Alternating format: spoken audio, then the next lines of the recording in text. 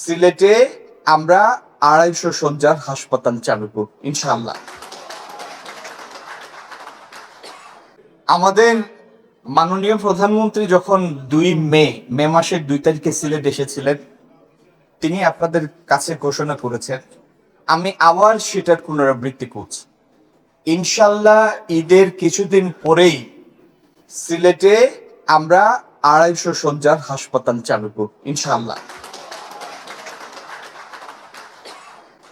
এবং যে ব্যবস্থাপনা কর্তৃপক্ষ হাসপাতালের দায়িত্বে থাকবেন, তারা এটির পরিচালনা যেন একটি মডেল ধর্মী পরিচালনা হয়, অন্যান্য হাসপাতালগুলি যেন এটা অনুসরণ করার অনুপ্রেরণা পায়, ইনশাল্লাহ সেরকম একটা ম্যানেজমেন্ট এখানে থাকবে ইনশাল্লাহ। দ্বিতীয়ত, এটি একটু সময় লাগবে।